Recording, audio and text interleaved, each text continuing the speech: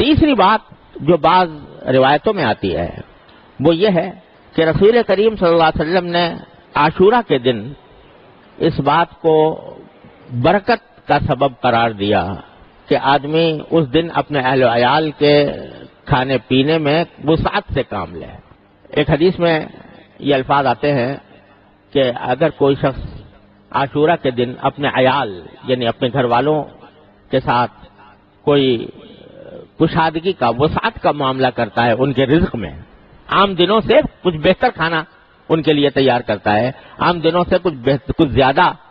ان کے لیے فراوانی کرتا ہے، تو اللہ تعالیٰ اس کے لیے برکت پیدا فرمائیں گے۔ یہ الفاظ ہے، اس کے رزق میں برکت ہوگی۔ یہ حدیث اگرچہ بہت زیادہ مستند نہیں ہے اور سند کے اعتبار سے بہت سے محدثین نے اس کو ضعیف بھی قرار دیا ہے، لیکن بہت سے محدثین اس کو کہتے ہیں کہ قابل قبول ہے۔ اس واسطے مسلمانوں کے ہاں ایک یہ طریقہ چلا آتا ہے اور اس حد تک کوئی حرج نہیں ہے کہ آدمی اپنے گھر کے کھانے پینے میں عام دنوں سے کچھ زیادہ وسعت اختیار کرے۔ یہ اپنی جگہ مسلمانوں کا تعامل بھی اس پر چلا آیا ہے، اس میں کوئی حرج نہیں ہے، لیکن اس کو ضروری سمجھنا کہ ایسا کرنا بہت ضروری ہے، یا ایسا سمجھنا کہ اس کے بغیر محرم ہی نہ ہوا، تو اس کا یہ مطلب نہیں ہے۔ اگر کوئی شخص ایسا کرے تو انشاءاللہ امید ہے برکت ہوگی اس کے لیے، لیکن اس سے جو کہا گیا کہ رزق میں کچھ وسعت اختیار کرے، اس کے لیے کسی خاص کھانے کی تعین نہیں ہے کہ فلاں کھانا پکایا جائے، کھچڑا ضرور پکایا جائے مثلا، تو اس کی کوئی تعین نہیں ہے۔ اس کو اپنی طرف سے لوگوں نے اپنی طرف سے بنا لیا ہے، اور اگر آدمی یہ سمجھے کہ یہ سنت ہے کھچڑا بنانا تو یہ چیز بدعت ہو جائے گی، الٹا گناہ ہو جائے گی۔ ہاں کوئی شخص ویسے ہی کہ سنت سمجھے بغیر اگر کوئی پکا لیا کسی نے تو کوئی گناہ بھی نہیں، لیکن اس کو سنت سمجھنا، کیونکہ عام طور سے لوگ یہ سمجھتے ہیں محرم اور کھچڑا یہ لازم و ملزوم ہے، اگر کھچڑا نہ پکا تو محرم عاشورہ ہی نہ ہوا، تو یہ بالکل ہی غلط بات ہے۔ اس لیے اس سے حتی الامکان پرہیز کرنا چاہیے۔ یہ ہے چند احکام جو محرم سے متعلق ہیں، جو صحیح احادیث سے ثابت ہے، اور باقی بہت ساری چیزیں لوگوں نے اپنی طرف سے بنا لی ہیں جن کا کسی حدیث سے قرآن سے کہیں ثبوت نہیں۔ مثلا لوگوں میں مشہور ہے کہ آدم علیہ السلام اس دن پیدا ہوئے تھے، یا حضرت ابراہیم علیہ السلام اس دن پیدا ہوئے تھے، یا قیامت اس دن آئے گی۔ اس قسم کے جو باتیں ہیں ان کا کہیں قرآن و حدیث میں ثبوت نہیں ہے۔ جتنا ثبوت ہے میں نے عرض کر دیا ہے۔ تاریخی اگر واقعہ کوئی سے وابستہ ہے تو موسیٰ علیہ السلام کا۔ ایک اور غلط فہمی یہ بھی ہے کہ بعض لوگ عاشورہ کی حرمت اور اس کی عظمت اس وجہ سے سمجھتے ہیں کہ اس دن میں حضرت حسین رضی اللہ تعالیٰ عنہ کی شہادت واقع ہوئی۔ اس میں کوئی شک نہیں کہ حضرت حسین رضی اللہ تعالیٰ عنہ کی شہادت بڑا ہی المناک واقعہ ہے ہماری تاریخ کا، لیکن عاشورہ کی حرمت اس کی وجہ سے نہیں۔ حرمت تو میں نے عرض کیا پہلے سے چلی آ رہی ہے، ابراہیم علیہ السلام کے وقت سے چلی آ رہی ہے، بلکہ حضرت حسین رضی اللہ تعالیٰ عنہ کی فضیلت میں ایک فضیلت یہ بھی ہے کہ ان کی شہادت اللہ تبارک و تعالیٰ نے مقدر فرمائی عاشورہ کے دن، تو یہ ان کی فضیلت ہے، لیکن اس کی وجہ سے محرم کے اندر کوئی فضیلت عائد نہیں ہوتی۔ اور بے شک حضرت حسین رضی اللہ عنہ کی شہادت کا واقعہ بڑا ہماری تاریخ کا المناک واقعہ ہے۔ نبی کریم صلی اللہ علیہ وسلم کے نواسے، آپ کے جگر گوشہ، وہ اس طرح شہید ہوئے مظلومانہ انداز میں، تو یہ ایک بہت ہی بڑا کربناک اور المناک واقعہ ہے۔ لیکن اللہ تبارک و تعالیٰ نے ہمیں یہ تلقین فرمائی ہے، نبی کریم صلی اللہ علیہ وسلم کی تلقین یہ ہے، کسی کی بھی وفات ہو، کسی کی بھی شہادت ہو، تو نبی کریم صلی اللہ علیہ وسلم نے یہ فرمایا کہ اس موقع پر ماتم کرنا، گریبان چاک کرنا، اپنے گالوں کی پٹائی کرنا، اس کو سرکار دو عالم صلی اللہ علیہ وسلم نے ارشاد فرمایا کہ جو ایسا کرے وہ ہم میں سے نہیں ہے۔ اور خود حضرت حسین رضی اللہ تعالیٰ عنہ، کامل ابن اسیر و تاریخ کی مشہور کتاب ہے، اس کے اندر لکھا ہے کہ حضرت حسین رضی اللہ تعالیٰ عنہ نے اپنی وفات سے اپنی شہادت سے 2 روز پہلے یا 3 روز پہلے اپنی بہن حضرت زینب رضی اللہ تعالیٰ عنہ ان کو وصیت کی کہ بہن، انہیں یہ الفاظ، میری پیاری بہن، یہ الفاظ ہے، میری پیاری بہن، اگر میں ہلاک ہو گیا، اگر میں شہید ہو گیا تو میرے اوپر نہ گریبان چاک کرنا، نہ اپنے گالوں کو مارنا، اور نہ اپنے کپڑے پھاڑنا، یہ وصیت فرمائی حضرت حسین رضی اللہ تعالیٰ عنہ۔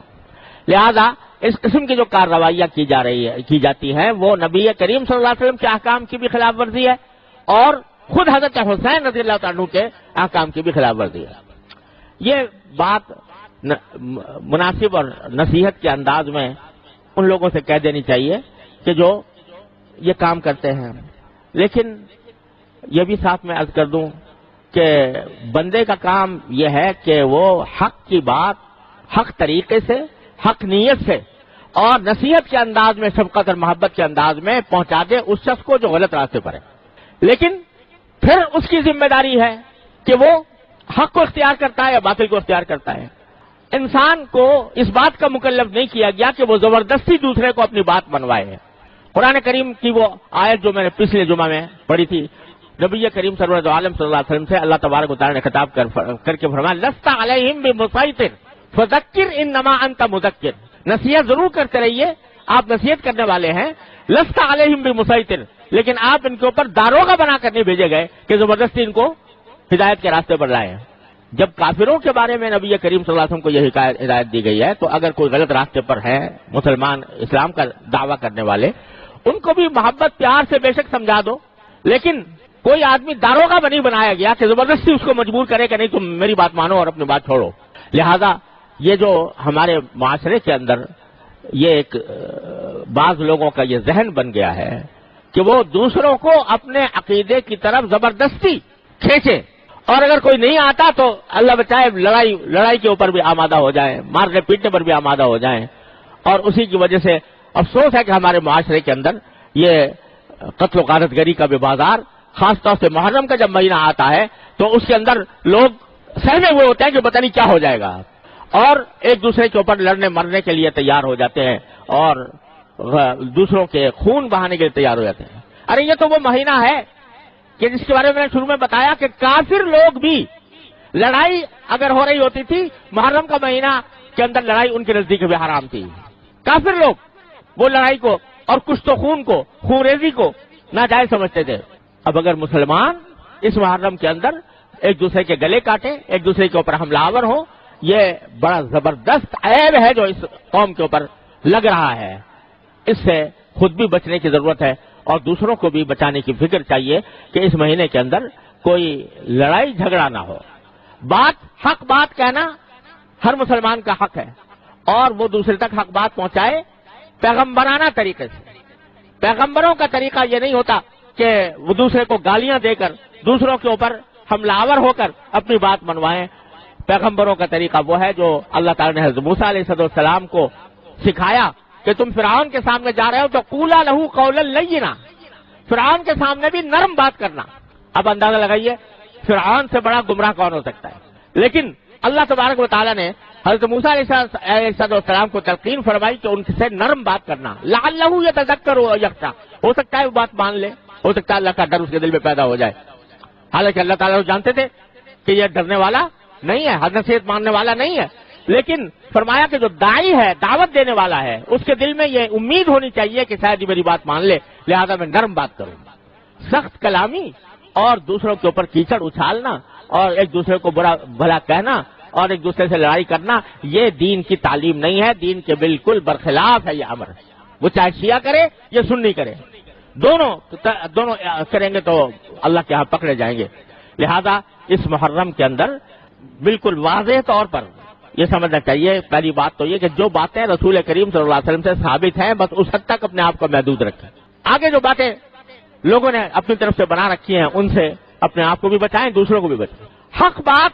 حق طریقے سے، حق نیت سے دوسرے تک پہنچا دیں، پھر اس کا معاملہ اللہ کے حوالے کریں۔ اللہ تبارک و تعالیٰ سے ہر ایک انسان کا معاملہ اللہ تعالیٰ کے ساتھ ہے، لیکن مار پیٹ کر لڑائی بھڑائی کر کے دوسرے کے اوپر کوئی اپنا نظریہ تھوپا نہیں جا سکتا۔ اس کا اگر خیال کریں تو انشاءاللہ ہمارے معاشرے میں جو قتل و غارت گری کا بازار گرم ہے وہ انشاءاللہ رفع ہو جائے گا۔ اللہ تبارک و تعالیٰ اپنے فضل و کرم سے، اپنے رحمت سے ہمیں اس محرم کے مہینے کے تقدس کو پہچاننے کی بھی توفیق عطا فرمائے، اس میں جو صحیح اعمال ہیں وہ کرنے کی توفیق عطا فرمائے اور برے کاموں سے بچنے کی توفیق عطا فرمائے۔ وآخر دعوانا الحمدللہ رب العالمین۔